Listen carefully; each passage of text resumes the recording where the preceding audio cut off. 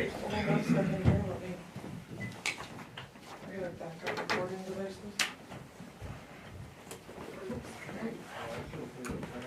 Thank you, Jessica.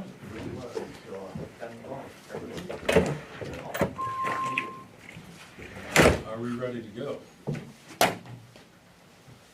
I will call to order the meeting, and we are not going to do the annual election of officers. Opening statement. Just to review, this is an administrative review, which means we're not looking at any new information, nothing that hasn't been looked at already.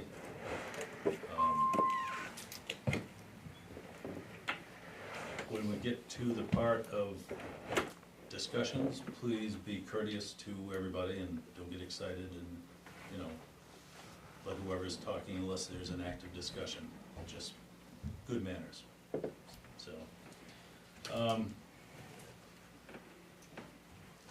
we have a quorum, so that's good. The next item on the agenda is approval of minutes. Have you guys had a chance to look at that? Yep. Second. Okay, so moved.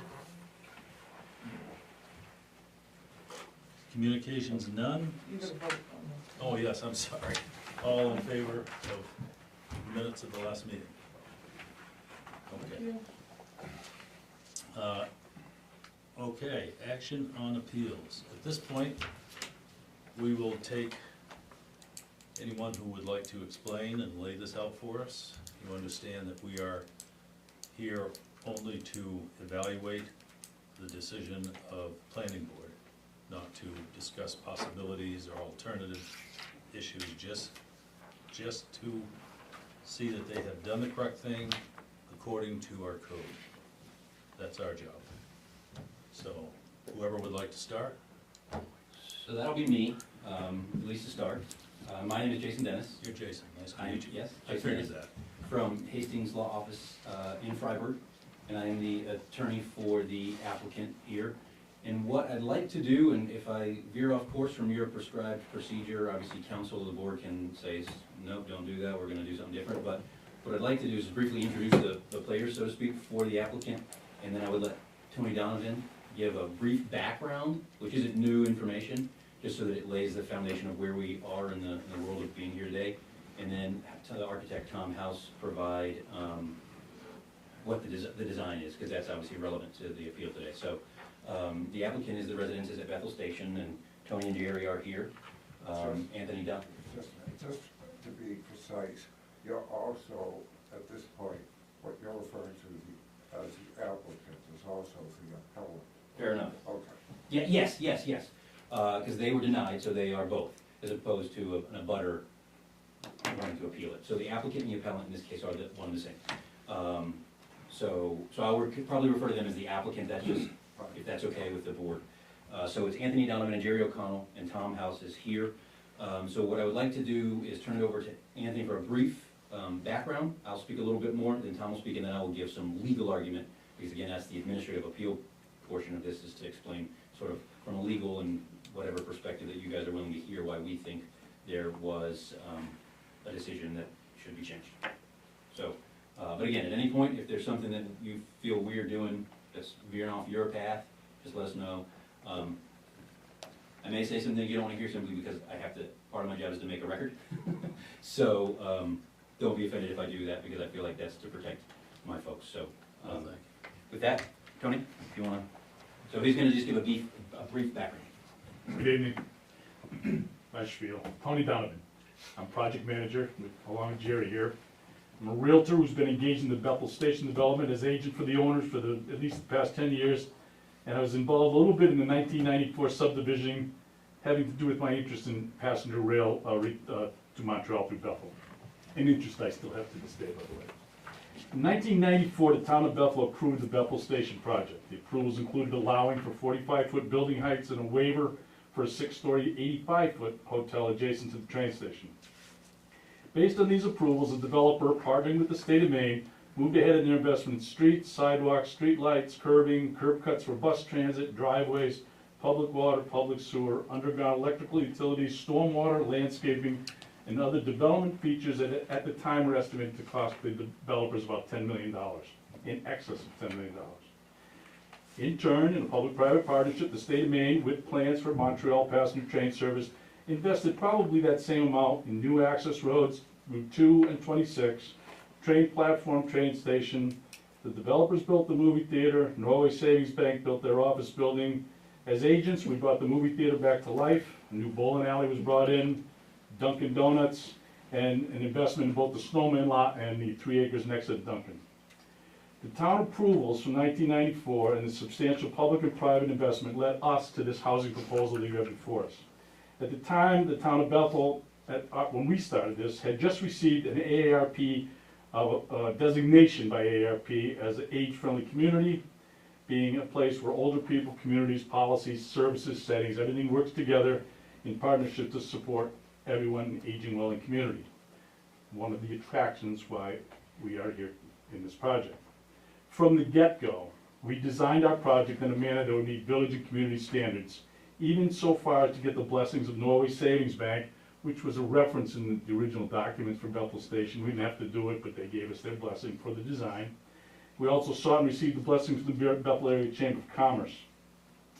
It is our intent from the beginning, and it still is, to build a housing that both meets a need and is designed in a manner that will be an attractive gateway to Bethel Station in the town center of Bethel. Bethel Station has been, this lot in particular, an undeveloped community asset for decades, and we trust you will find that our design, with the modifications made to meet the new standards, are a contribution to the town of Bethel. Thank you. Questions if need be, I'm here. Thank you very much. Thank you. Okay, so that's a brief introduction. I'm gonna say a little bit more leading into the design, and then Tom, will, as the architect, will take over there because, well, that's his bailiwick.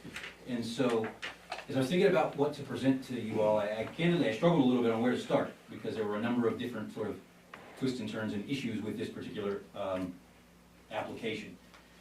So, I think where I'll start is chronology. There was some struggle with the timing for this project with the developer, with the applicant, slash the appellant. And that is because in 2021, after they had their original approval, COVID was still lingering, and it did lead into some issues with getting started on time. One of the other issues with timing is when Tony came to the town hall to pull some permits or to get started with excavation to do the site work, he was told that the approval had expired. And it expired based on the date of the meeting, not the date of the written decision. And I can answer any questions about that or explain any relevance of that. However, the reality is that was not appealed. But that's one of the... So there's conflict between the actual time that two years, is that what that's what I picked up? Yes, Hearing. so they had the meeting in which they got the approval, including a waiver, the exact same waiver that was denied this year. But they received the waiver, they had their approval, and then the written decision came about 3-ish weeks later, maybe 20 days later. It was like the 2nd and 22nd, something to that effect. Obviously, I could give you those exact dates, look through my files to give you that. But when Tony went back in, it was before the date of the written, before the second 2-year anniversary of the written decision, but it was after the 2-year anniversary of the meeting in which they were informed. And the reason that, for me anyway, on behalf of the applicant, that is an issue is using the meeting decision is inconsistent with at least one section of the site plan review guidelines. I think it's 140.6 that talks about appealing after the written decision. You have 30 days after the written decision. So the idea that the approval would start based on the meeting is inconsistent with that provision that says you appeal. And why that makes practical common sense is as an applicant coming in to get any sort of approval, especially site plan approval in which there may be conditions and certain things, you need to have that in writing to know what you can and can't do and curb cuts here and there, because that doesn't all come at the meeting. You can talk about all that, but you don't have your sort of blueprint, so to speak.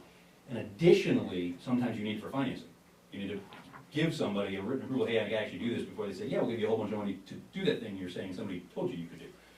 So that was the first impediment to moving forward with this project that already had approval is being told that the original approval had expired, when arguably it had not. Now, again, that was not appealed, so it is what it is. That's why we're here right now, essentially, because if that had not been deemed to have expired or had been successfully challenged, they'd have gotten some shovels in the ground and their permit would have kept on going. They wouldn't have, and they'd have maybe had another issue if they hadn't reached substantial completion or any other milestones, but we may not have ever been here. So that's just one of those issues that they ran into. So, and as for that original, excuse me, approval in 2021, it was for a building that was actually greater than 35 feet in height, and it was a full, undisputed, unquestioned 3 stories. The waiver that was given at that time was for the 2.5-story requirement, even though at that point, the ordinance was one or the other. It changed to be that they are now both the requirement, the 35 and the 2.5, and that's obviously one of the other stumbling blocks in this development, this project, is it changed from one or the other to you have to meet both, meaning you meet the 35 feet and meet the 2.5-story requirement. So when that ordinance changed, the developer went back and they made some changes to the design of their project. And that segues essentially into Tom House. Before I turn it over to him to talk about the sort of design of the project to meet the 35 feet and meet the 2.5 feet, 2.5 floor requirements, I will just take a moment to reiterate that this was an approval that was granted in 2021 for the exact same site conditions. The site conditions have not changed. So in 2021, the planning board said, due to the special circumstances of the site, you get your waiver. This go around, due to the exact same circumstances of the site, they did not get the waiver. And I'll speak a little bit more about that as I kind of wrap up sort of the argument from our perspective. But I'd like to turn it over to Tom so he can explain the redesign. Well, before you go off that, Yes. I'd ask my consultant over here, the timing, what is the exact definition of the timing that they're talking about? The 2-year, expiration date, I take it was critical in the decision. It was, but I think, as Attorney Dennis pointed out, the determination, right or wrong, that was made by the town that the previous approval had expired wasn't appealed. And so I think as far as this purpose, it's outside of the scope of the board's review here. It's true, perhaps, that another application to the planning board wouldn't have been necessary and you wouldn't be here making this, hearing this appeal tonight, but that's effectively water under the bridge. Right. No appeal was made, so No appeal was made, and so the right to challenge that determination is gone, and so you're looking instead at not what the planning board approved in 2021, but what the planning board did not approve this time around. Yeah, just want a little clarification. Yeah, I agree 100% with that. I think that's background. The reason it is maybe a little bit relevant, I'll just say, is because one of the reasons in the discussion to not approve this, even though I think it missed the totality of the standard because it relied on hardship only, was that the applicant had created its own hardship by not starting the project in time. So by saying you missed a deadline that was arguably the wrong deadline, thusly you created your own hardship, I think is perhaps not a sustainable type of a decision. And I can explain that if you don't fully understand what I've just sort of said. No, I would love to ask why no work was done in that 2-year period. That obviously would be a question more for Tony and or Jerry. The only thing I've mentioned tonight is COVID materials and things were still scarce and difficult. If you wanted to fix a bike during that time, good luck. Like, you couldn't get parts. It was the craziest thing. You couldn't get gears or switches. I have some friends that are cyclists. But anyway, that's not relevant. Other than to just in general say, COVID had lasting impacts on construction injury. Well, maybe construction injuries too, but the construction industry. And that's not to say that people didn't buy materials, get jobs done during COVID. In fact, this part of the world, in New Hampshire and Maine, where I live and work, business was booming in that industry because everybody and their mother and their brother and their cousins wanted to move up to where there was more space and not be in some of the bigger cities. And so we're still kind of seeing that. If you have further questions in that regard, I would defer to Tony. Would you like him to answer some of that now, or do you want to wait, or is that how do you wanna handle that piece? No, I was curious, I don't know if you guys had any questions Right. at this point. So I'll let Yeah. him speak to that, because I did not even know. Well, I was Tony at curious, that because time. I know some gentleman who has a construction company, and he had a rough time through that too, but they still managed to get their projects in. Understood, understood. So, turn it over to Tony. COVID. But there's more to it than that, because there was some confusion in our discussions with the previous planner, the planner at the time, where we were told, it was kind of backwards, that we could not get our building permit until we had our plumbing permit, town of Bethel. We couldn't get a plumbing permit without a plumber. We couldn't get a plumber without knowing the cost of the project. So we could get a plumber. So we finally did get the master plumber to give us a quote, and to sign the but whatever. No, 2 months took. Took 2 months to get. Just clarify when we went first and got told that information was 2 months before the I'm January. not sure dates wise, you do know that, we were told by the town of Bethel planner that we could not take the building permit out until we get the plumbing permit. We went down chasing the plumbing permit, and again, in the middle of COVID and doing everything we had to do, it took us a period of time to get it, and we finally got it. And when we got it, I came in under the gun, under the timing, and the code enforcement officer said 2 things. One is, you missed your date. And then he informed me, the previous code enforcement officer said, oh, you didn't need to have your plumbing permit. You didn't need to have your plumbing permit. You just had to take out the application, you didn't have to have the permit. So that, it's like, really?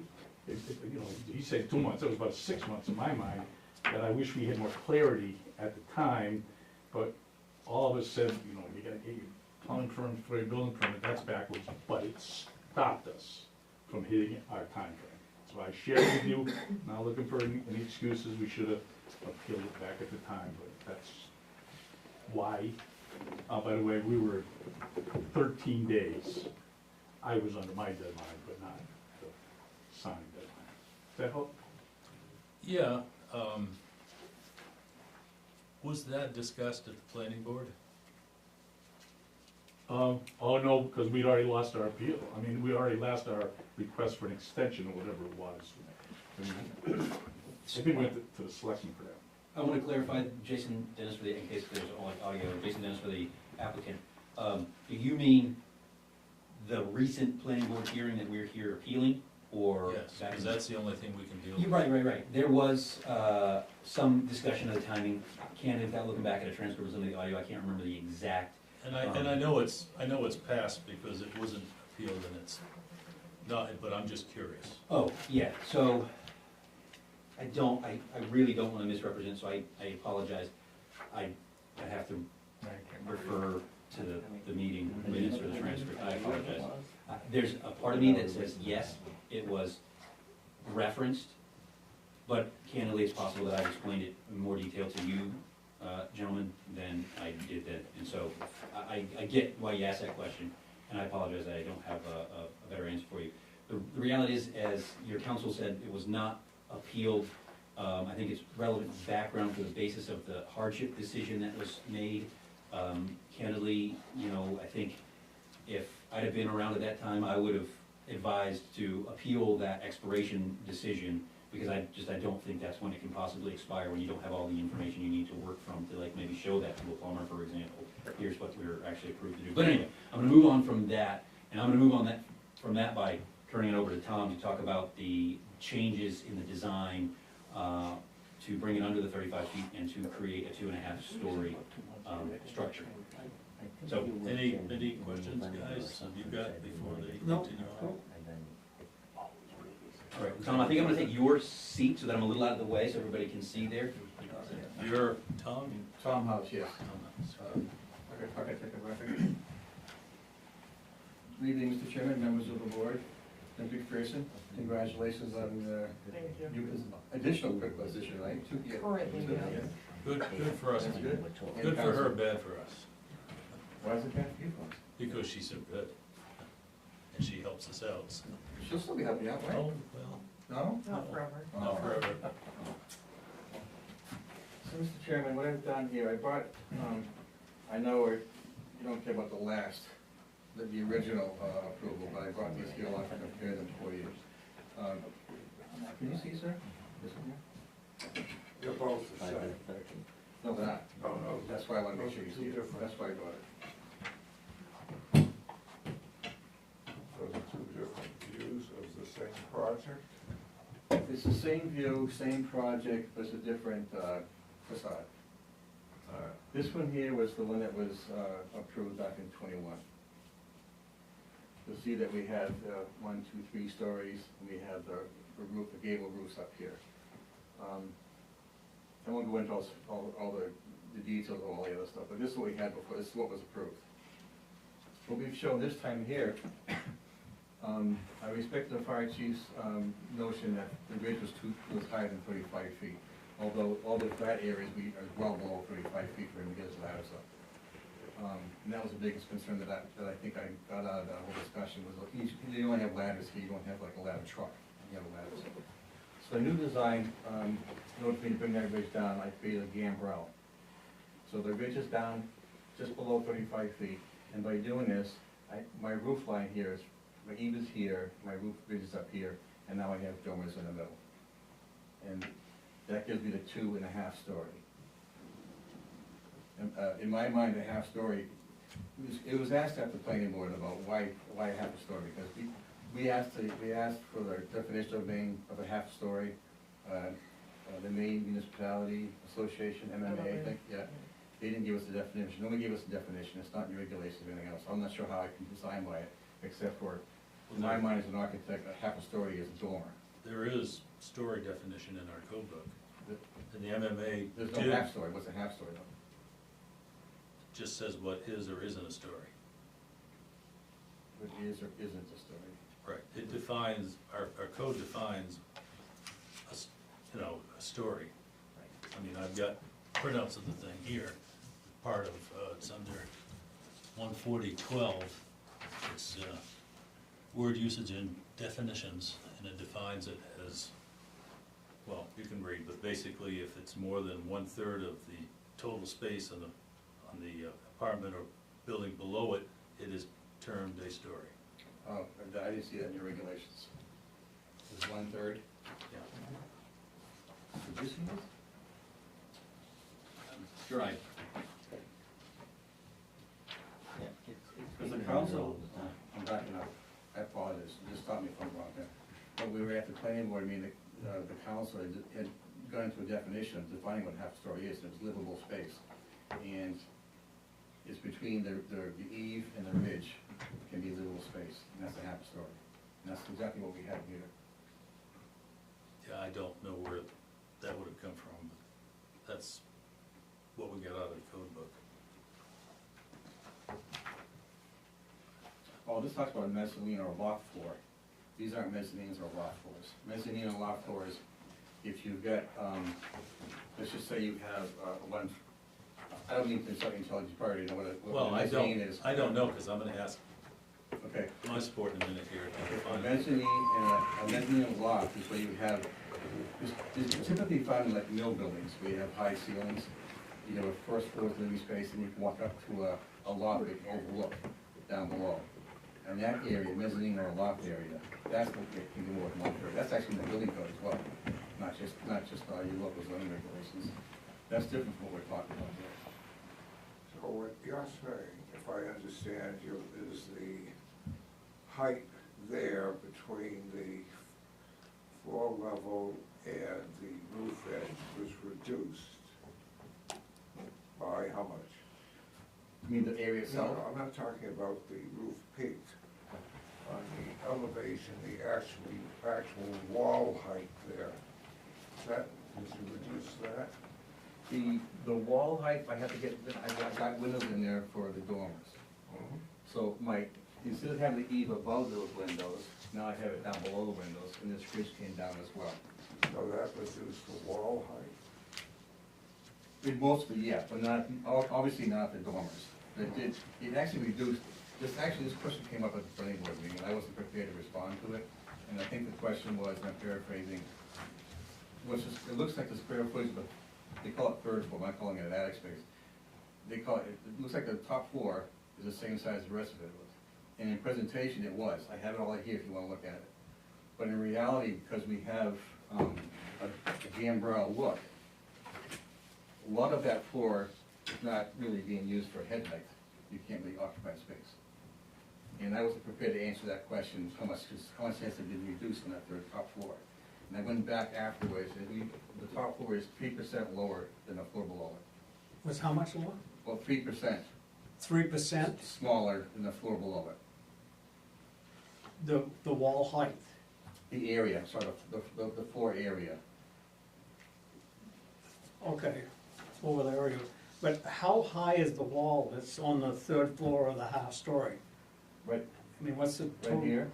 Yes, It from, would- it would- it- from the it would- second floor to the third floor or half floor or whatever. You want this dimension or this dimension? The top one. Well, This one here? preferably both of them, so I can see the difference.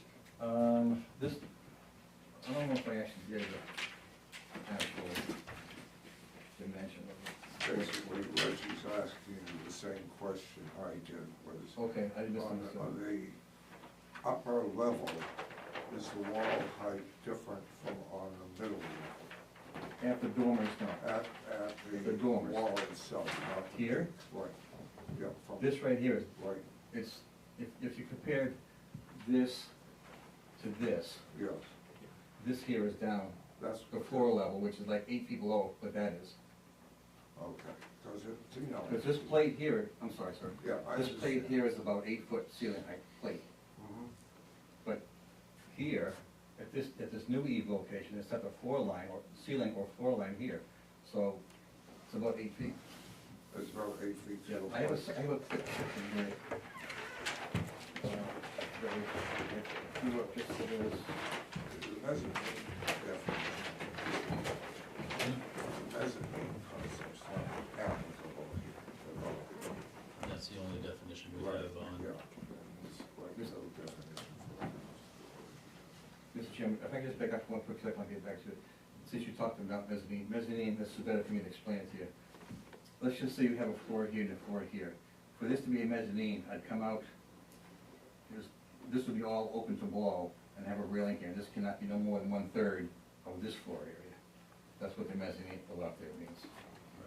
So, Yeah, so we're all. we understand that, that's redundant. Okay, well, I just want to make sure, Clark, because you asked me earlier, I said, just want to make sure, sir. You're going to ask us here as well, so. So this here is now down here. So the lower eave that we're looking at right here is right here at the floor level. So it was up here at 8 feet, now I dropped it down here. Now I have a roof and a gambrel, as opposed to having it like this. My drawing second. Instead of having something like that, No, that's, now it's down here. my question, very simply, if I may, Absolutely, sir. is, this is a certain height here. Yes. This is a certain height here. Is there a The ceiling. differential, or are they the same height? Shoot, this says 10 feet floor to floor, and this says 8 feet from floor to. Okay, that answers the question. All right, this is 2 feet shorter here than here. Yes, And if you walk over here, you bump your head. that's correct. Okay.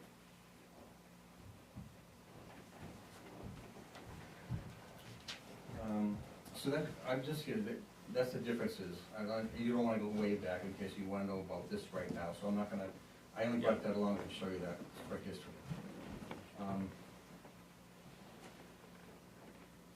I guess this is really the crux of the whole meeting anyway. Yeah.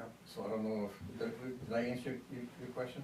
Yeah, you've answered. Can I answer your question, Mr. Chairman? We're getting there. I answered one of them anyway, right? Once you get in, how far is it from the outside wall on the third floor to get into full ceiling height? How far is it? I didn't bring scale. I mean, 6 feet, 4 feet? Well, let's see, this here is 8. From this wall here to the ceiling height, it's about 8 feet, yeah, before I get into here. From here to here. It's how much? About 8 feet. I'm gonna say, I'll say 6 to 8 feet, because I don't, this is at feet 30 seconds of an inch scale, I'm just using this right now, so. Right. So because of that, I don't know how many square feet you got on the first and second floor, but you've lost, but because of the walls going up, to build it similar to a, you know, typical story and a half here in town is, okay. But you didn't lose anything at all in height. The first floor and the second floor in the middle is the same height As it was before, yes. as the other floors, okay.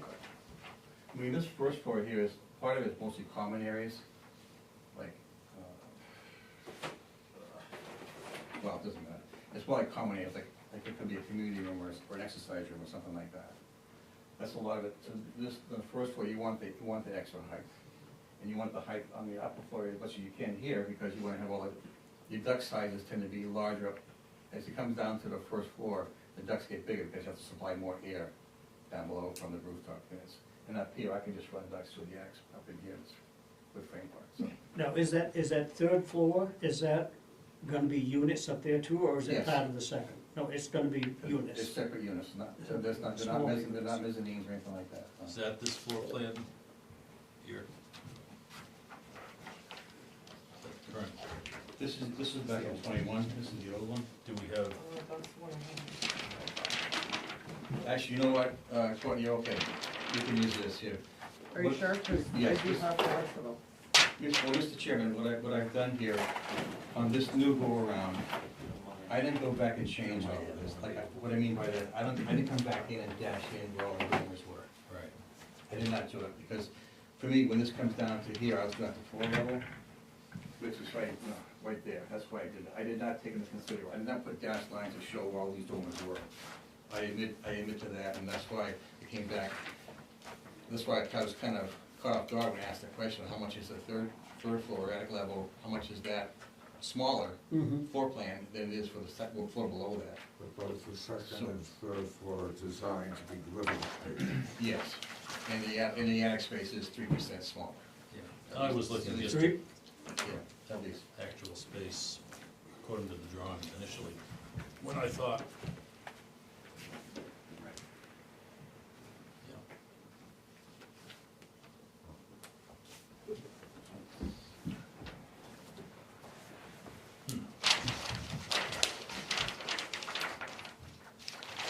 Any other questions, Dennis? Satisfied with that? sound good for now. Fine. Thank you. Thank you. Nice looking building. Thank you. Yeah, it is.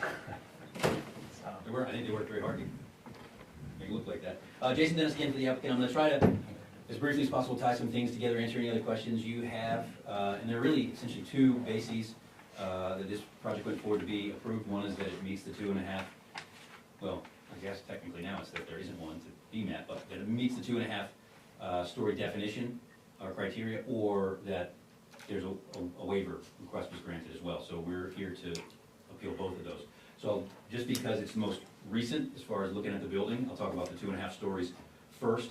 As a matter of law in Maine, of course, ordinance has to give enough information so that an applicant can figure out how, or if they're gonna meet it. I think what you just heard from the architect is that given what we have in the Bethel ordinance with the definitions and lack of definition of a half story, and it's not at fault for anybody. I'll give a brief example why. I represent the town of Conway, New Hampshire, and the town of Conway, New Hampshire definitely thought it could restrict short-term rentals from the residential districts based on the words that were already in the town's ordinance. The Supreme Court of New Hampshire thought otherwise, because we just, and when that was defined and created was before my time, and the words in it just didn't do what we thought it did, and that was fatal in that particular case.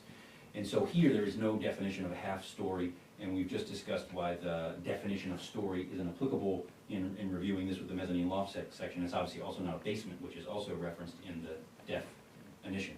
So we then look to say how do we satisfy the half-story criteria in a 2.5 story requirement? You got 35 feet, pretty easy. Tape measure or whatever other laser device we want to use to measure that. But for 2.5 story, and how I know this is really, really difficult is because at the planning board meeting, there were 3 or 4 different sort of sets of ideas on what that would be. One was that anything over 6 feet is a story, and that comes, I think, from the basement part of the definition in story, but this is not a basement. So that one cannot be right. This other one is the architectural style determines whether something is a half a story. And we talked about Cape Cods and gambrels, and lo and behold, if that's the definition, without any other criteria, measurement-wise, size-wise, this has been designed to significantly change the look and reduce the heights, and we've talked about the 2 feet and 8 feet and the different things that Tom just talked about. And so maybe that definition works, and if so, we've met it, but that's not the definition that's in writing anywhere. And again, MMA did not, and you'll find that NHMA and MMA both do this. They don't always, they will sometimes say, ask your town council. They don't want to step out on a limb sometimes. And so they did not in this case, because they did not assist with giving an actual definition to use. One of the ideas was that if it looks like it's 3 levels or 3 floors, then it necessarily must be 3 stories. And I mean, that has got a relatively okay common sense appeal to it. 3 levels, 3 floors, 3 stories, they're synonymous in some level. But when you have a ordinance that creates a requirement, and that requirement is not defined, you can't just fill in the blanks with essentially 1 or 2 or 3 or 4 guesses. And then the fourth was it's not livable space to be a half a story. And that just simply is not found anywhere in Bethel's ordinance and in a number of other town ordinances. We talked about other towns in Maine that have ordinances that do define a half story. Some of them define it to be not livable. Those towns choose to take that path. 2.5 stories, the half story can't be livable. In other towns, they expressly say livability has nothing to do with it. The half story can be livable. The only definitions that were expressly cited at the planning board meeting were from the council for the board at the time. And they were the Webster's dictionary definition and the Collins dictionary definition. And both of those definitions, and I have them in my written pleading, so I won't read them unless you want me to read them into the record, allow for livable space. And so what we had at the planning board, and this is not the planning board's fault, they only have what they have to work with. And they were trying very hard, obviously, because they, to a person on the planning board, presented a possible, almost to a person, a different possible definition. But that can't stand when you're the applicant, because you can't come in and say, how, planning board member 1 or 2, are you gonna personally define this today so that I can meet your particular definition? Again, it's hard to come in and appeal any decision and not sound like you're being overly critical or critiquing. But the reality is here is we came in without a definition. We feel we met it, and it was denied based on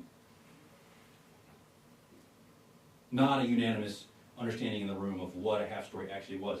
And it's public record, but in the newspaper, it's clear that there's no standard for what a half story is. Lori Windsor is quoted as saying that. So there's no definition and no standard. Meaning, from our perspective, if there's no definition and no standard, for practical purposes for an applicant, it has to go out. Not that you have no standard, because luckily enough you have 35 feet still, and it meets that one. So it's a standard we can't possibly understand how to meet, and so it shouldn't have been forced on us in a way that the definition that is least consistent with our design is the one used to restrict this very beautiful, attractive building. And so that's really argument number 1. It either is 2.5 stories, by at least some definition that exists out there in the world, and since there isn't one in the ordinance, we'll pick one. Or since there's no definition, it wouldn't apply, and so we meet the 35-foot criteria to be a successful applicant. And it looks like you have a question, Mr. Chair. Well, I was gonna ask you if you had any comments on this. I'm not on the board, so, I'm, personal comments. Advice. Well, I'm sorry to butt into your presentation. No, I'll take a seat just for a moment, yeah. Yeah. So, put on the spot a little bit earlier, I suppose. For the record, I'm Ben McCall, I'm an attorney at Jensen Baird in Portland. I'm here representing the Zoning Board of Appeals, as its conflict counsel tonight. I think Attorney Dennis has laid out, you've all read the written materials too, and I know he hasn't gotten to the waiver portion of his argument yet, but it's in those materials too. I think as the chair already noted, yours is an appellate review, and there's no debate about that. And in some ways, that makes your job slightly easier, at least from my perspective. What that means is that you're not in the position of playing planning board all over again. You are not in a position to determine exactly what a half-story is. You're not in a position to review the entire application and interpose your opinion for that of the planning boards. What you're looking at are two quite narrow issues, and deciding based on the record that was in front of the planning board, and I think up to the point you haven't heard any information that wasn't at their disposal, which is as it should be. You need to determine whether, based on the information that the planning board provided you in its findings of fact, whether it was correct in making two key decisions. One, that the building that was proposed exceeded the 2.5-story requirement that's in the ordinance. And two, and I suppose in a way, one is not necessary without they could be two independent bases to grant the appeal, I suppose. One would be to find that the planning board incorrectly as a matter of law, and applying the facts, with the facts being the building that's been designed and presented to the planning board, incorrectly determined that this was a building in excess of 2.5 stories. It is true, I don't think anybody's debating the fact that there's no definition of a half-story in your ordinance. There is a definition of a story. I think you've heard argument from the other, from the appellant as to why that definition of story, and I think I tend to agree with this, doesn't really solve your riddle as much as perhaps it should. What I can point out to you is that in its findings of fact, the planning board said that the proposed building meets the height of 35 feet, but exceeds the number of maximum stories of 2.5. And the only reasoning that's provided effectively is that the third floor has a very similar square footage to the floors below. So that in effect is the reasoning that the planning board provided, that this is in effect a 3-story building, 2 3/4 story building, if such a thing exists, but not a 3-story building, but not a 2.5-story building, which means it couldn't be approved. So you need to decide based on the argument that's been provided to you whether the planning board was correct in making that determination. Not, and it's based on, as you've heard, they were presented with a whole number of competing definitions, and they took a shot and they found that it didn't, and the applicant is before you asking for you to find otherwise. So that's ground one. I won't take the air out of Attorney Dennis's sails. He's made a constitutional argument in his materials. As a legal matter, lawyer to lawyer, I know full well that he needs to preserve that argument. If he doesn't present that argument to you as a board, and this were to have to go to Superior Court for whatever reason, he would lose any ability to raise that issue before the court. So he needs to defend his client to raise that to you. With that said, at least in my opinion, constitutional issues are outside the scope of this board's jurisdiction. It could very well be argued one way or the other at a later date that the ordinance at question is void for vagueness, that it lacks some other constitutional muster, but as a practical matter, that's not before you. So I want to set that one aside. If you find that the building is in fact in excess of 2.5 stories, and in effect that the planning board correctly decided that issue, there's still the issue of a waiver.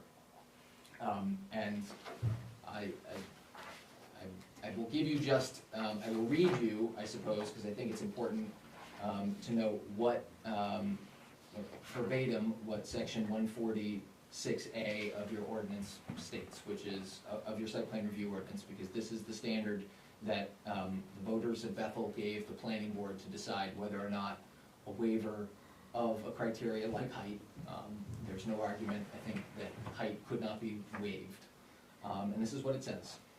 The planning board may modify or waive any of the above application requirements or performance standards, that being height, or special regulations in section 140-7, when the planning board issues written findings of fact, which they have, documenting that, and this is the part to keep in mind, that because of special circumstances of the site, meaning the site where the building is being built, such application requirements or standards would not be applicable, that's one option, or would be an undue hardship as defined in 38 MRSA section 4353-4 on the applicant, and if modified, would not adversely affect the abutting landowners and the general health, safety, and welfare of the town.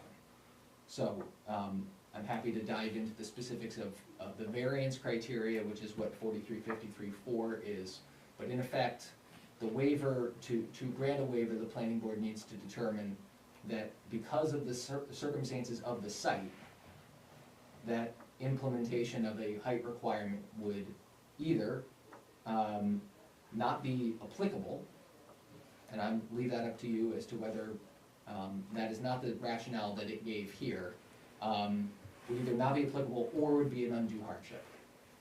And one of the criteria, the rationale, the only rationale that was provided by the planning board in making that decision, I can read you directly from the findings of fact that essentially say, Jim Bennett motioned to not grant a waiver listed above, which included height. As the planning board deemed the site does not pass the undue hardship standards as property could yield a reasonable return without a waiver, they have not shown special circumstances regarding the site, and that this is a self-created problem as the applicant let the previous planning board approval lapse, so no waivers were granted. That is the rationale. It would be up to you to determine whether that rationale passes muster, given the standards that are set out in your ordinance. So, I'll let Attorney Dennis finish, because I'm sure he has his argument that's just meant to be by way of guidance. And my suggestion for you is, once all the presentations are finished, I think you have two issues that you need to deliberate about, and ultimately reach a decision. Okay. Review those two issues concisely, please. The first issue, which is frankly determinative, is whether the planning board correctly found, based on this design that was presented to it, that what is proposed here exceeds 2.5 stories in height, based on its understanding of what that term means. If you find that the planning board erred, you can still make a finding as to the waiver, but for practical purposes, that would grant the appeal. If you find that the planning board did not err in making that determination, you're gonna need to determine whether it made an error of law in not granting a waiver from that requirement as it's laid out in the ordinance. So it's alternative ways for relief, but if not one, you will need to decide two. And Attorney Dennis can ask for you to make findings, I suppose, on both, but as a practical matter, if you find the planning board erred on ground one, there's an effect you need to issue or to deal with the issue of the waiver. Thank you for that clarification, Ben. Thank you. And so I will continue with the waiver argument. I think, unless there are any questions, I've made the arguments along with Tom House's points on the design of the building relative to satisfying that requirement. But I'm happy to answer any questions, and maybe if something pops up later, I can go back, not a problem for me. But as for the waiver, the site conditions, and so, actually, let me here, which is,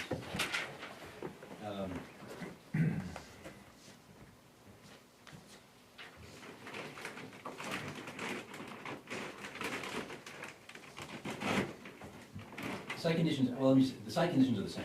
The site conditions are the same in 2023 and 4 as they were in 2021, which is the soils and the ability to use that property, which has a density allowance of 46, yep, 46, 49. So based on the acreage, the density allowance for units would be 49.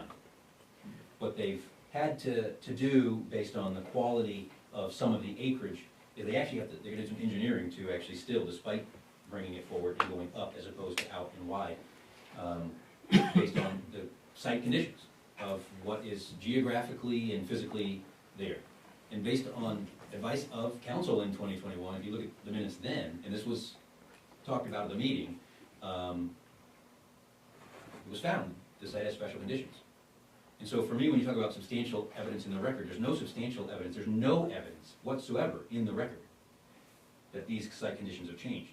And so if the site conditions have not changed, then the lack of now I know it's a different ordinance years later, but the substantial evidence in the record in 2021 was that it meets the criteria. Thusly, you get for a larger building, you get your waiver to build this. When the ordinance changed, the developer created this. They got jammed up a little bit with that issue with the chronology of when the expiration of the original site plan was, but they come back and they present this, no evidence in the record of any kind that there's any different site conditions. And yet an alternate decision was made. And to me, quite honestly, that's enough to say that they made an erroneous decision, because they simply changed it based on different personal preferences at the time. And the motion that was made was on hardship. Hardship is not required. You heard the standard. It requires special circumstances of the site for which it would not apply, or a hardship. And obviously, if you only look at one, that can be,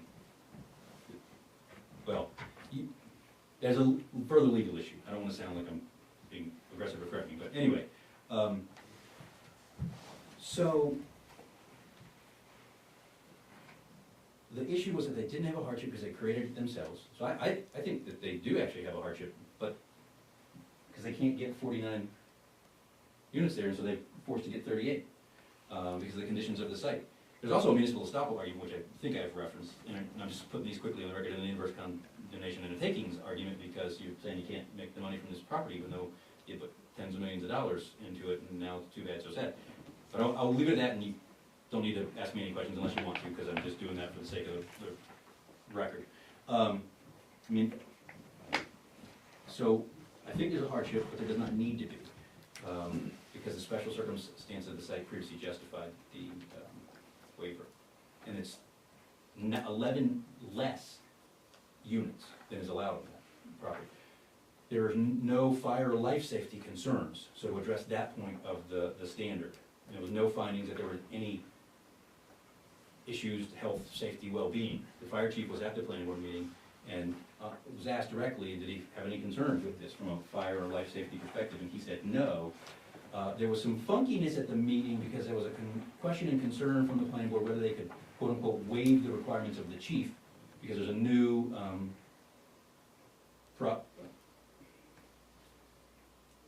sort of standard in the site plan review that the fire chief, you can't waive the requirements of the fire chief. I think that really has to do with cisterns and water fire suppression, but it was sort of interpreted by the planning board to mean that he can come up with other requirements, and they weren't sure if they could waive them. And so what he said in his letter was that he's got no concerns with the height, but that it doesn't meet his requirements because it doesn't meet in his opinion, doesn't meet the 2.5 story requirement. And so the fire chief sort of co-opted the site plan regulation special condition of 2.5 stories, and that became his. And then even though without him saying that the planning board could waive it, they were concerned that they couldn't waive it, which I don't think that argument needs to be said here, but if that was the case, in my opinion, it's clearly unconstitutional, because the site plan would lose, the planning board would lose all ability as long as the fire chief took any requirement and said, that's my requirement too, they couldn't waive their own requirements anymore. As long as it's not a fire related. But anyway, the reason I am belaboring the point on the fire chief a little bit is what the planning board actually ended up doing is they voted as to whether the requirements of the fire chief were met. And they said yes. So they've created an inconsistent vote. They've said it doesn't meet 2.5 stories, but the fire chief said, my requirement is it doesn't meet 2.5 stories. And they voted that it met his requirements. So they voted that it met the 2.5 story requirement. I don't know what you want to do with that issue, but that's in the record. And so, hardship is not required. But if so, we have one here, but we also have the special circumstances of the site from 2021 that did not change to 2023. And again, there was supposed to be substantial evidence in the record to support a decision, and there really is none, because there's no evidence in the record to talk about any change in the circumstances of the site that previously justified the waiver of that 2.5-story requirement. So, in the end, the developer created a building that they say to you is 2.5 stories. We are asking you to find that it is, and that the decision by the planning board was in error on that point. But if not, and you move on to the waiver, we stand by the fact that due to the soils and where and how the property owner can build on this particular site vis-a-vis the density allowance there, create a special circumstance of the site for which it should not be applied.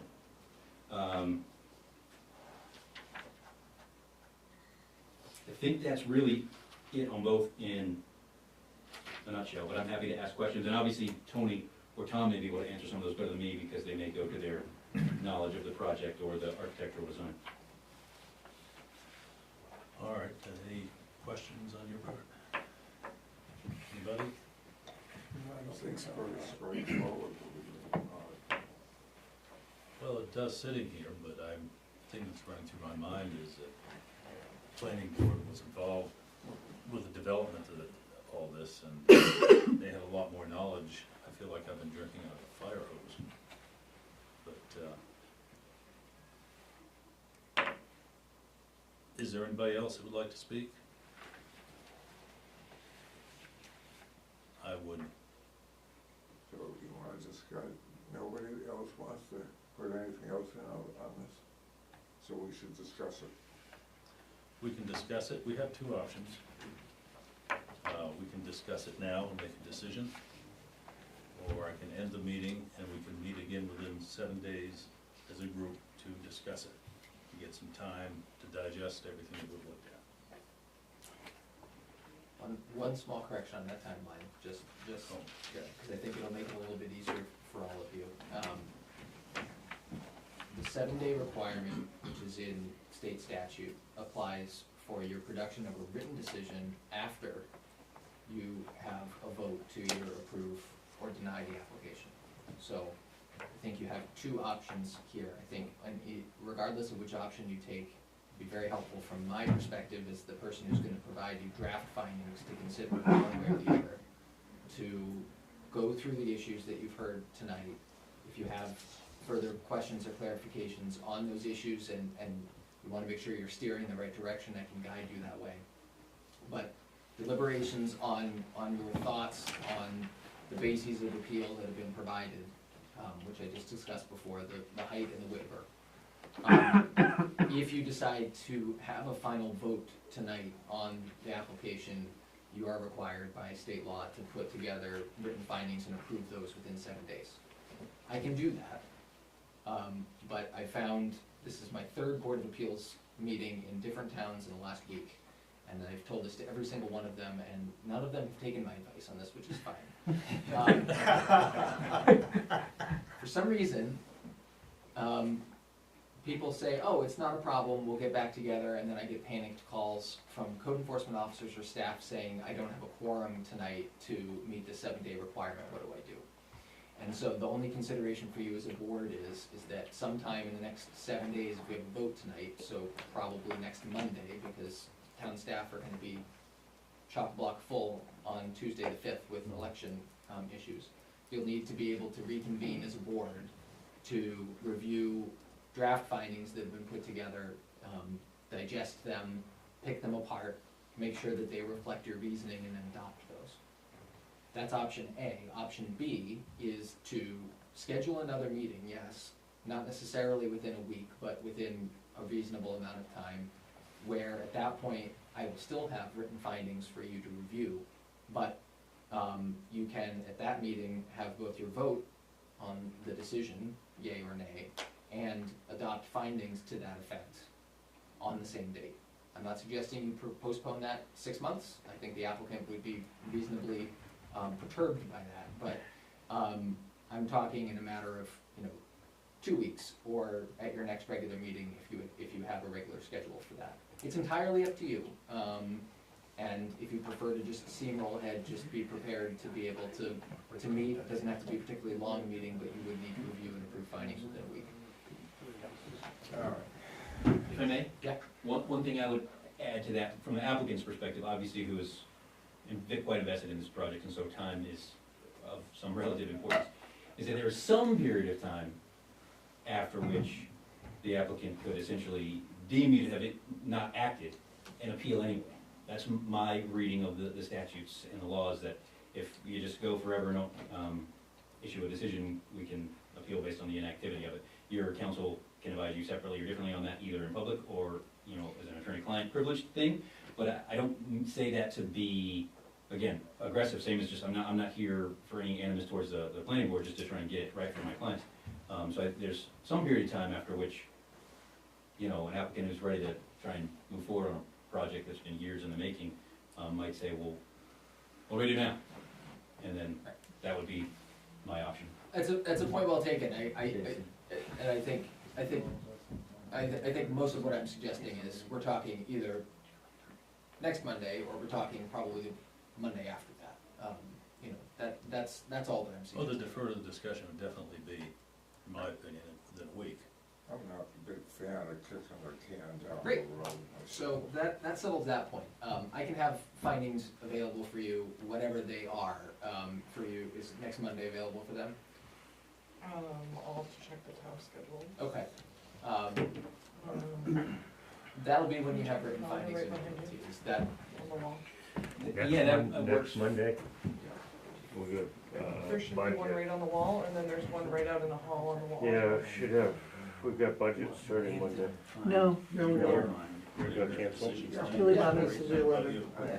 We ready to make a decision tonight? And Monday the 4th is open.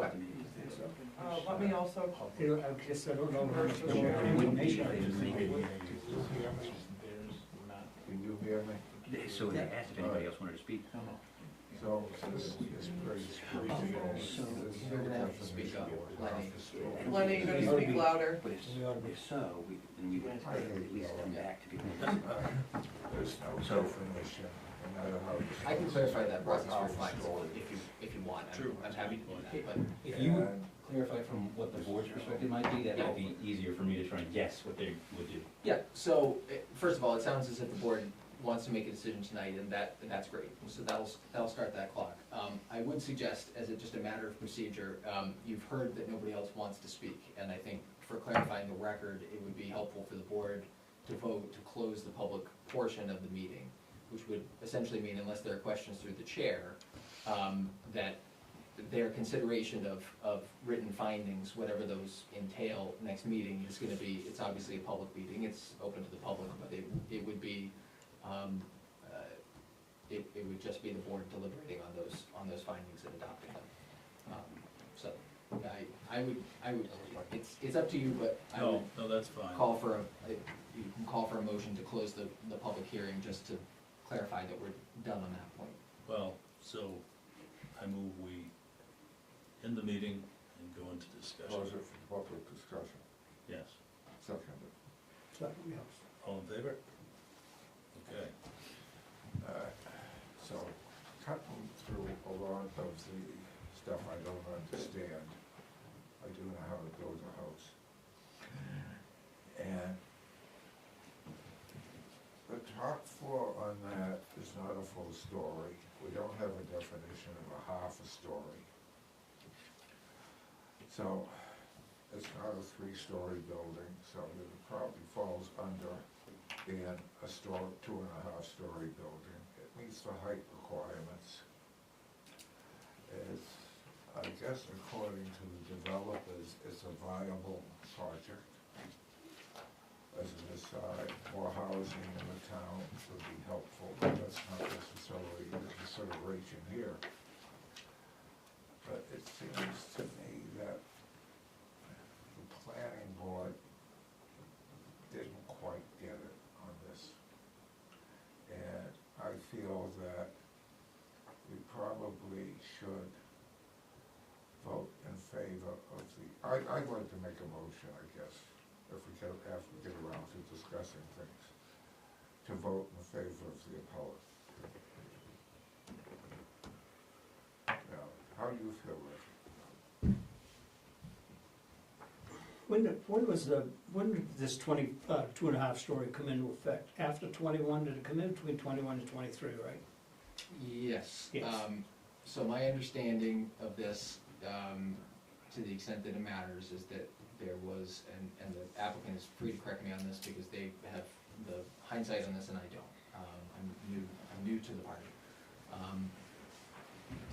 The previous application, the previous project that you saw here was approved. Then some time passed, there was not, the project was not commenced.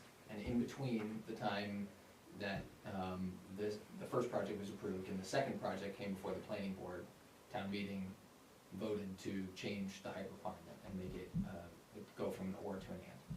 And so, am I Yeah, generally it correct on was- that? It would, you could, one or the other, height or 2.5. Yeah.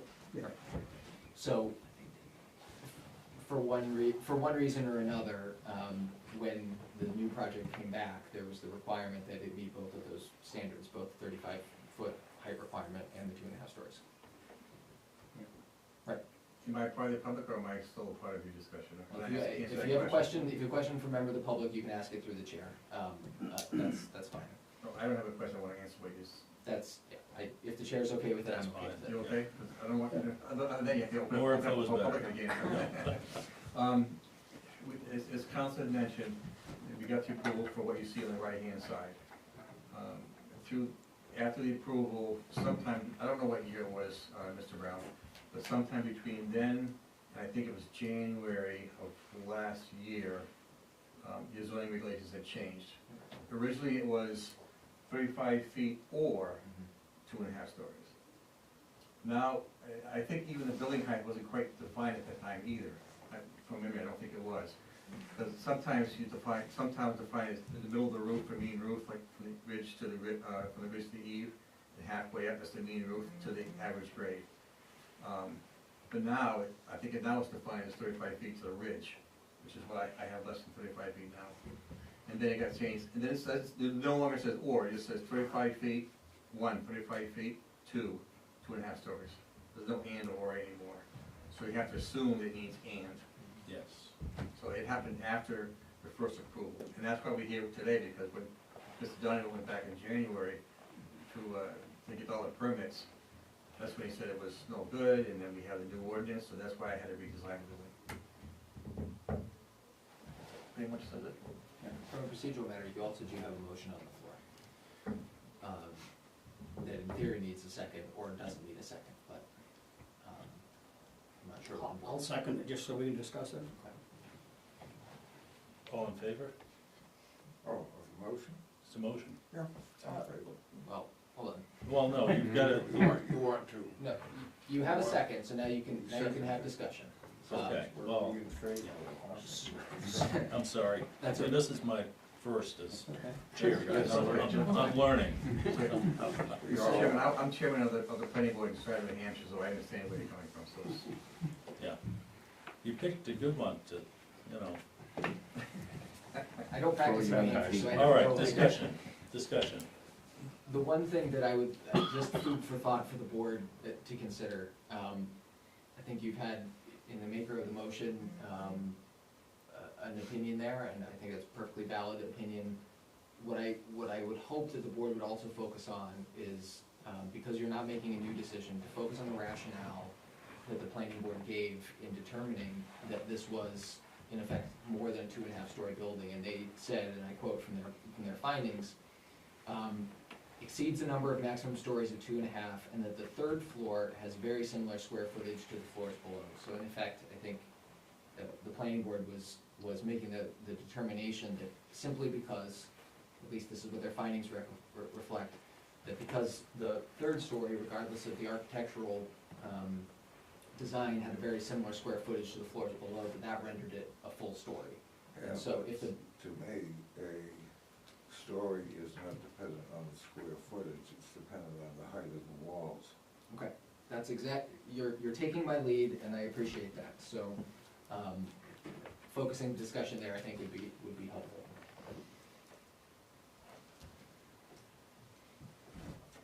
I don't think it's a 2.5-story building, just because a 2.5-story building, I live one, I've slept in the half-story for the last many years, and, I mean, I lost probably, on my second story, I probably lost, I don't know, 25%, just because of the way the walls come in and then they square up. And these, I mean, they're basically not losing any floor space, so to speak, or any volume to their room. I mean, probably those up there are just as valuable as the ones on the first floor, so I mean, I don't. If I'd have been on I've spent years on the planning board, and if I'd been on the planning board, I'd have probably given them a waiver. But sitting here, I can't justify, the planning board didn't have a definition, and they done the best they could, I guess, to come up with a definition. But, I can't go against the planning board on this particular case. So what I'm basing partially, when Becky and I were building our house, she decided we needed a second floor. And the exterior walls on the second floor have just about 6 foot of headroom. And Becky was 6'2½". And she said, we have a 1.5-story building. Yeah, mine are only 4 foot. Because we used to call it a knee wall in the old days, which cut off some unusable space usually, which is what you're talking about. On your house, you have a knee wall? Yeah. But, to me, if it's not a full story, it's something else. And so it's a half story. I mean, the developers and the architects have made every attempt so far to satisfy the planning board. They have. And I think, from my point of view, as a non-architect, non-developer, non-planning board person, I think that they've made a reasonable effort. It's not, to me, it's not a 3-story building. Evidently, in the last couple of years, the town of Bethel, the citizens of the town of Bethel have actually voted to have that 2.5-story, or remove the or however it ever happened. It must have happened at a regular town meeting, I would presume. Courtney probably answered that. That was amended, on June 9th of 21. June 8th of 20. June 9th of 21, so it would have been a town meeting. in Oh, yes, 21. yep. That would have been after this, shortly after they got the original approval. I think based on the history of the first go-around of the approvals, and then denying it on something that is hazy at best, undefined, I would tend to agree with him. Tend to agree with whom? With Willing Lenny? to support the waiver, and To support the appellate. yes. Lenny, can I tease out a little bit about your motion? You did make a motion to approve the appeal. I think, based on the discussion that I'm hearing, could you clarify on what ground, I think I know what I'd like to hear from you, could you clarify on what ground you would be granting the appeal? I feel that the decision of the planning board was inaccurate and precise As to, as to measurements and okay, definitions. I'm not saying capricious, I'm saying imprecise. yep, If I may, Chair, if I have the ability to request findings of fact, it may assist with the motioning and discussion process. And so I'm gonna be interrupted, I'm sort of not doing that, because I don't know if the wheels are turning to sort of send you the force to shut me up or not. but I'd like to do that. And so the request we'd like is that this meets the criteria for building height, which has a Roman I and a Roman double I, 35 feet and 2.5 story. And also, though potentially duplicative or superfluous if one is met, I do want, just for the sake of completeness, a vote also on the issue of whether a waiver should have been granted. And I know your counsel said that the one would be determinative, but obviously, as I sit here today, I can't predict what all might happen after today. And so I would ask, obviously with deference to the board and any advice or recommendation from your counsel, to have, produce a finding on both of our bases for the appeal. Thank you. It's not how you summarized it, then. It's not how I summarized it. You're free to entertain Attorney Dennis's request. I would say, I don't think there's any harm in you making findings in regards to both bases for the appeal. I don't think it's necessary, and that's the difference. My assumption is, and we can play this out, is that if there were an appeal of this board's decision, which, not to get into the weeds too much, because it's appellate, would in fact be, well, I'm not sure who could appeal, but regardless. If there was any concern about the board's decision as to the height standard, and it got kicked back, making findings on both, I suppose, would allow a court to analyze the case under two separate bases. I don't think, and parties are free to make requests about findings at all, and as a common courtesy, I'll provide a copy of draft findings to the appellant's attorney in advance of your meeting, just so they have everything in front of them. I will leave it up to the board as to whether you would like to also discuss and move through the issue of the waiver.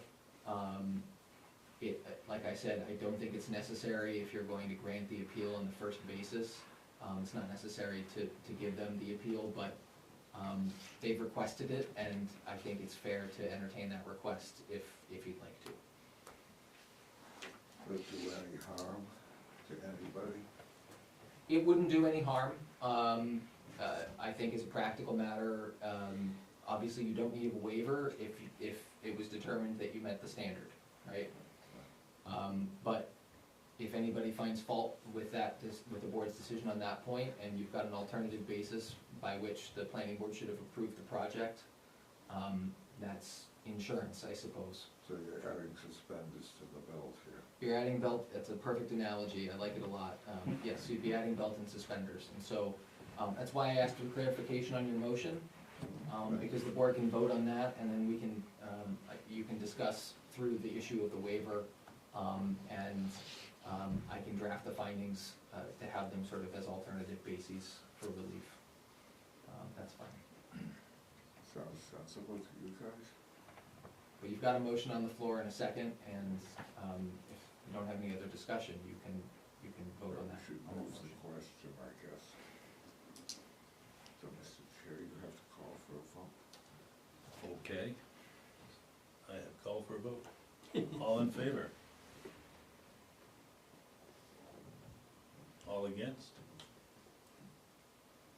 So I have to throw in the, I would say I'm in favor. So 2-1. So your first, see, Bill Allen, put him right in the hot seat. Now it was your turn. So you still have the waiver, just to recap again, and this is not my meeting to control, and it's not my intent, but you've heard arguments from the applicant, and just to recap, both what the standard is and what the planning board found, and I apologize for flipping needlessly through my paper here. Again, the waiver provision allows the planning board to waive because of the special circumstances of the site, And due to those special circumstances, the standard would, and I'm adding this as I'm paraphrasing, would either not be applicable or would be an undue hardship. And I will recap, just for the sake of it,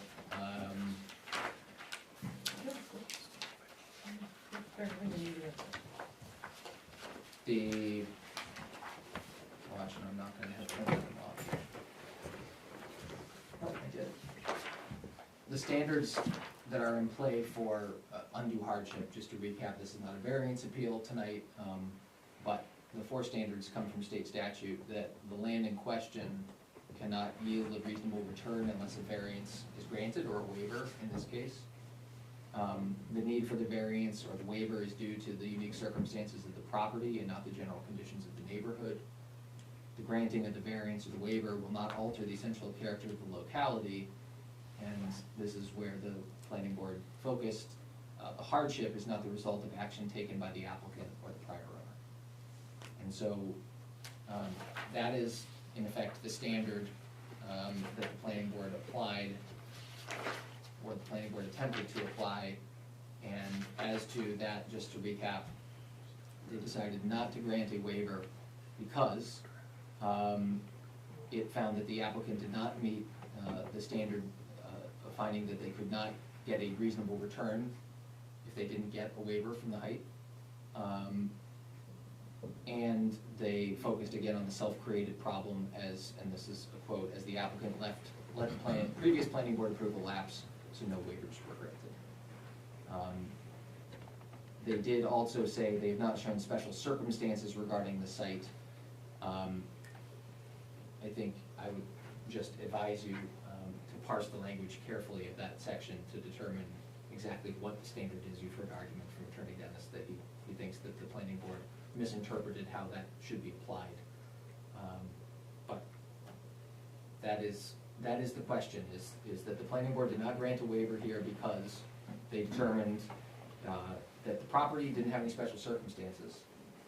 One, they determined that the applicant did not show the lack of a reasonable return if they didn't get a waiver. And they also failed to demonstrate that the need for the waiver from this 2.5-story provision was not due to something that they did. And mainly, I think, you could speculate as to what that is, but you've heard testimony about what that alleged self-created hardship was. Well, the applicant actually went out of its way to meet the requirements on that. So what you're saying is that basically there was a change in the planning board, and the new planning board reversed the waiver of the previous planning board. That is the argument that you've heard. There was a waiver. That's really not pertinent to our decision to Not technically. approve the appeal. You are entitled to, take that into account. That part was before the planning board also. What I'll point out is that planning boards and boards of appeals are not precedent-setting member bodies. And so, technically speaking, I think it's two important things to consider.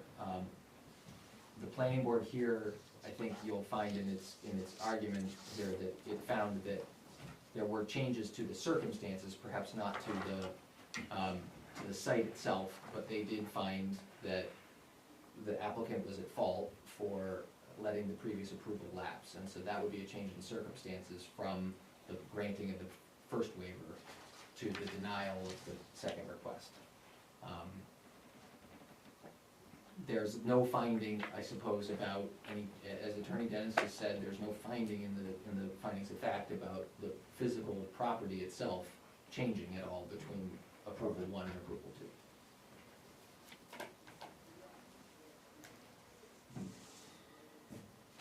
So, are we done? No, I think we have another,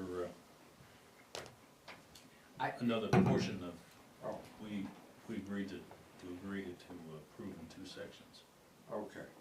So, the now have to consider a waiver. Yes. So assume for the sake of argument that you have not just made the decision that you did, and that now the applicant is asking you to consider that the planning board erred in not granting them a waiver from the 2.5-story requirement, and determine whether or not the planning board's decision in doing that was legally correct, based on the evidence that was before it. Oh, okay. Well, I still feel it's not a 3-story building, so I would feel that the planning board erred. I understand that. Let me try and parse it this way. We're gonna set that feeling aside. Let's put yourself in the shoes of the planning board. You've determined that this is a 3-story building. And as a result of that, the applicant has not met that standard, but they have requested a waiver, as is allowed in the site plan review ordinance. And you are now being asked to determine whether or not that is in their ordinance. No.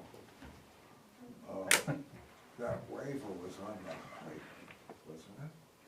It was on the story. It was on the story, okay. So, and it was on this, the waiver was granted on this rendering to your right?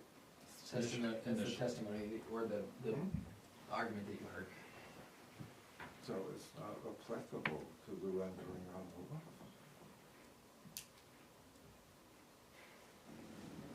The waiver that was granted was on the proposal on the right.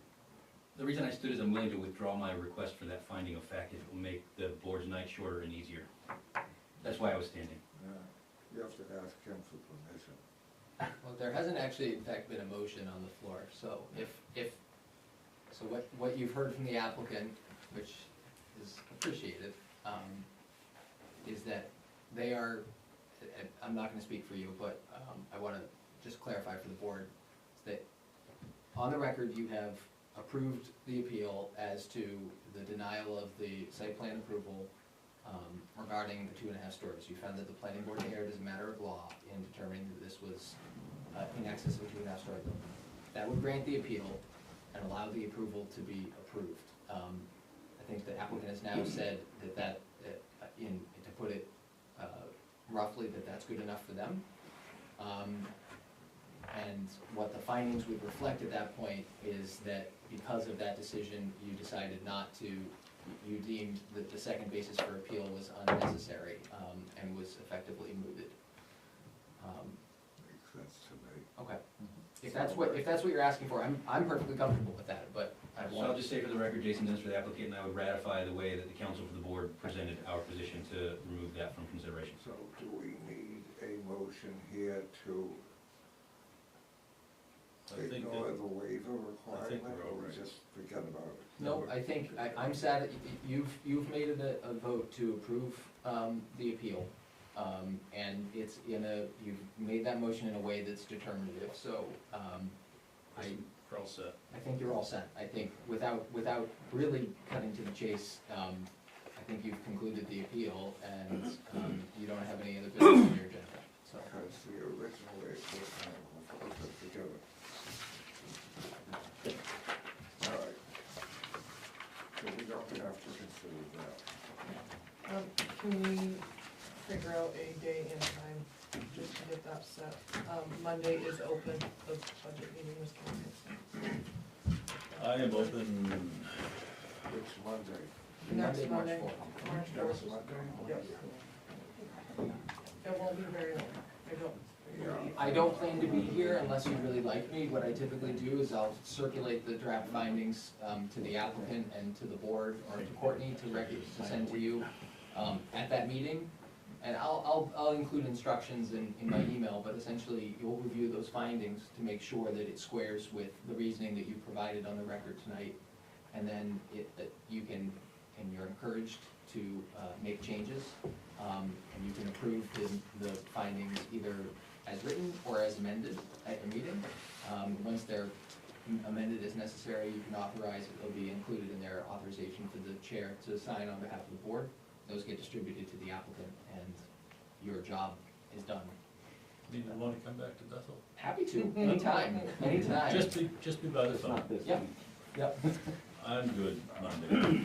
Is there a specific time? I mean, I'm It also open. doesn't have to be at 5. I was gonna say, I know you still, I haven't Work. cut my prison tour short today. you're what? Prison. They Yeah, let you- yeah, They yeah. let you out on good behavior? Huh? They let you out on good behavior? I have my own cake. I got locked in one time, and no one was there. It was very interesting. Anyhow, Are you at the office Monday, next Monday? I'll be in the Berlin office till like 6 o'clock. What other day is free for you? I mean, I know Tuesday is voting. Yeah. I don't actively, like, do anything there, so I can meet Tuesday if that would be okay. I'll have the findings to you by Monday afternoon at the earliest, and by Tuesday at the latest, if You that's have what to you have want. a meeting to sign. Yeah. You have to have a meeting, a public meeting to approve the minutes. The ministerial act of signing them, so it can be sent out, can be left to your chair. With some But you guys need to explanation as to discuss why it. we do this thing. Oh, okay. You do need to meet in person. I mean, and discuss the where are findings. you Tuesday? Do you work Tuesday? Here or there? Tuesdays. You all set? March 5th. March 5th? Hmm? What You'd be time? fine. We could do whatever time you guys would like to meet. What time do you go to work in the morning? I mean, you guys are retired, we could meet during the day, I am here. He's not retired. I mean, we can meet He has during a the straw day, bag. Tuesday the fifth, That's a straw 5 bag. o'clock. we can do that. Does Tuesday the 5th at 5 work for the other two board members? Tuesday at Are they 5. voting at the, They're voting at the Legion, but it is like it's a 8 to 8 thing, so you'll have time to go Tuesday after. the 5th is the 5 p.m. The office will be closed, but they close at 4 anyway, so I have to let you in. okay. So I will be here all day. Tuesday, 5 o'clock. Tuesday, March 5th, 5 p.m. I can do that. Is that okay with you guys? Yeah. I'm sorry, my schedule's so scattered. Well, you're just retired. Tell me, I have to be in Sweden. tell the chairman I want her back, Out at the please. same time. So I actually don't think they can participate in the Senate because they weren't at the meeting, Oh, that's so. cool. She can come and listen. Yes. Provide support. They can be there for moral support. I wouldn't recommend that they vote to adopt the findings. Yeah, no, because she wasn't during anything, so, okay, perfect. Okay. Thank you. We need another motion. I'll move adjourn. Second? Oh, no. Second? All in favor? Thanks for coming out tonight. Thank you very much. Oh, these are, Yeah, Only get Bruce Lee doesn't come to the office anymore. he does too much. that was so much. I don't know if you've ever seen what it's. So when you retire, Yes, thank you. when you, So I was on the Portland zoning board of appeals, right? Michelle, that worked out actually really well, because I knew that, I thought somebody had said today that there was going